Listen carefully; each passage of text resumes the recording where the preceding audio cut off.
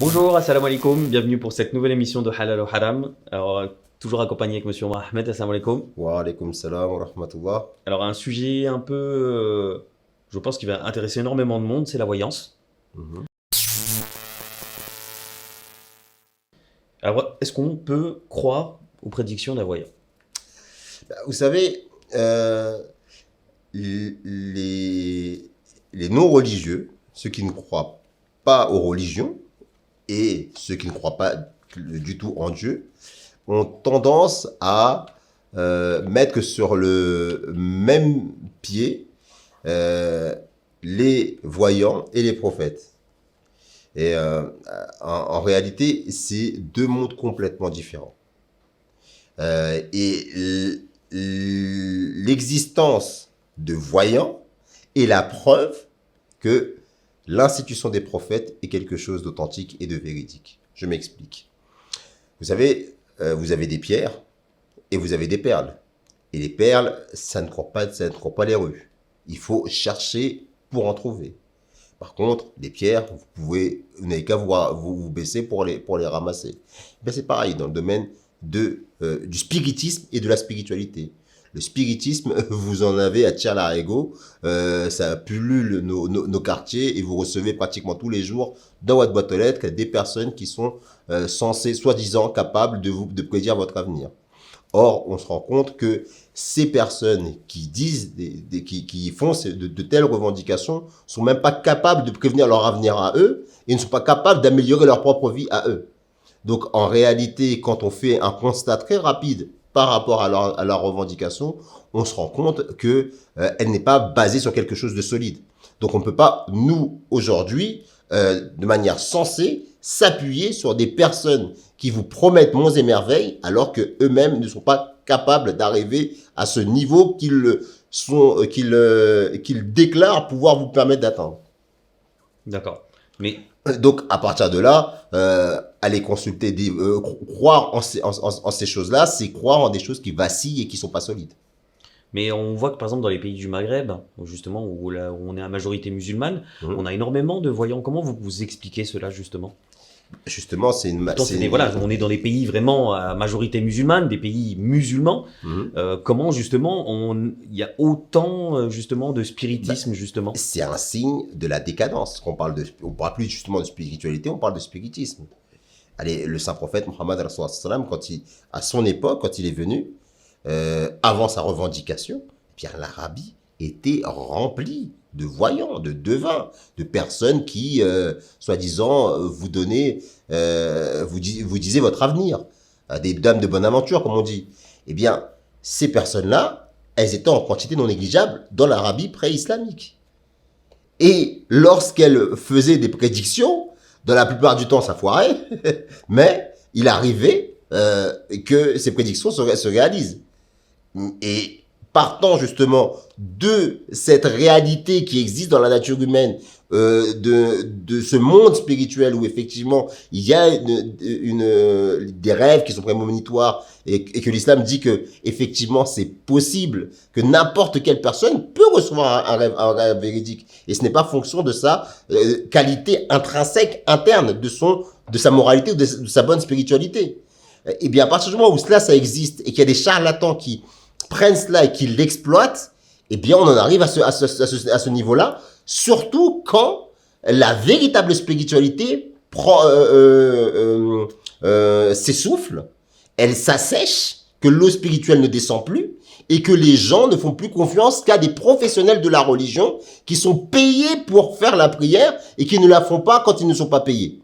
Et donc, à partir du moment où il y a ces signes de décadence qu'on voit malheureusement beaucoup dans nos pays musulmans, eh bien, vous avez le retour justement à cette pratique ancestrale qui existait avant l'avènement de l'islam et qu'on retrouve malheureusement dans nos pays islamiques. Mais je vais revenir un peu sur ce que vous avez dit. Mais après tout, après tout ce que vous venez de dire, les croyants ne sont-ils pas simplement aussi des adeptes de voyants justement eux aussi? Qui auraient réussi, on va dire. Bah, voilà, qui auraient eu beaucoup plus d'adeptes que les voyants classiques. Le fait que les prophètes aient eu autant d'adeptes ou ont autant d'adeptes des milliers d'années après leur mort pour certains. Là, je parlais de Abraham, alayhi salam, ou de Moïse. Et le saint salam, après 1400 ans, qui pratiquement 2 milliards d'individus qui croient en lui. On parle de Jésus, de tous les prophètes bibliques et d'autres prophètes que les gens ne pensent pas qu'ils sont forcément des prophètes. D'ailleurs, là, on fait des émissions là-dessus pour expliquer qu'il y a 124 000 prophètes. On a essayé d'en parler de quelques-uns. Bon, bref, pour vous dire que des prophètes, il n'y en a pas que un ou deux. Il y en a il y en a pléthore dans l'humanité et dans l'histoire même. Et la preuve que c'était des prophètes, c'est qu'une grande majorité de personnes les révèrent, et surtout parce qu'ils ont eu un impact sur le réel. Ils ont eu un impact moral, spirituel dans la société où ils ont évolué, et que encore aujourd'hui on s'inspire de leurs écrits, et que sur la base commune de toutes ces religions, on retrouve pratiquement la même chose. Croire en Dieu ou des dieux, mais de manière, on va dire, erronée parce qu'on n'a pas vraiment compris le message, et surtout faire le bien entre les hommes. Et ces personnes-là sont vues comme des modèles pour améliorer l'individu, pour améliorer l'être humain. Pour les voyants, ce n'est pas du tout ça. La voyance est souvent associée avec l'escroquerie, avec l'arnaque, avec des pertes terribles pour ceux qui en dépendent. Justement, par rapport à ce que vous dites là, c'est vrai qu'en effet, hein, c'est souvent assimilé à l'escroquerie. Bon, de toute façon, on en voit souvent, hein, on entend souvent parler à la télé de personnes qui se sont fait escroquer de plusieurs centaines de milliers d'euros par des voyants. Justement, qu'est-ce que vous répondrez justement à un musulman qui vous dit, mais est-ce que Dieu pourrait donner justement la capacité à quelqu'un justement d'avoir des dons de voyance et les utiliser à bon escient? Cela, dans ces cas-là, on appelle ça un waliullah, un homme saint d'Allah, subhanahu wa ta'ala. Mais dans le sens où ces dons qu'il aurait de prédire l'avenir, c'est pas quelque chose qui serait que lui rechercherait particulièrement. Et ce n'est pas quelque chose que lui exposerait à qui veut l'entendre. Il y a des personnes, et dans l'histoire de l'islam, on a connu des gens comme ça, qui étaient doués d'une grande relation avec Dieu et qui pouvaient même faire des prophéties parce qu'ils recevaient la révélation divine. Mais hormis les prophètes de Dieu, de telles personnes gardent ces choses-là pour eux et surtout n'en font pas un commerce. Et leur impact sur le réel se voit par les actions qu'ils font. Par exemple, je prends l'exemple de notre calife Ben Abdelaziz. À coup sûr, il reçoit la révélation divine. À coup sûr, il a une relation avec Allah. Mais ne quitte pas sur tous les toits et que c'est cet espace privilégié qu'il a entre lui et son créateur. Par contre, dans sa vie de tous les jours, dans l'enseignement qu'il donne à sa communauté et en dehors de sa communauté, eh bien, on voit l'impact sur le réel. On voit que un homme qui est à la tête de 30 millions pratiquement de personnes à travers la Terre, toutes les œuvres qu'il est en train de faire pour le bien-être de sa communauté, mais aussi pour l'humanité. Et c'est par ces œuvres qu'il démontre sa relation avec le divin. Et surtout, il ne demande aucune récompense pour cela. Une fois, il était parti au Guatemala, où il n'y a pas beaucoup de musulmans, même pas beaucoup d'Ahmadis. Et il a fait construire un hôpital à ce moment-là. Et quelle a été sa parole? Quelle a été la justification? Il a dit, le Saint-Coran nous dit que nous devons aider ceux qui sont plus pauvres que nous, et nous ne demandons aucune récompense et ni aucun remerciement pour cela. C'est notre devoir, c'est pour cela qu'Allah nous a créés.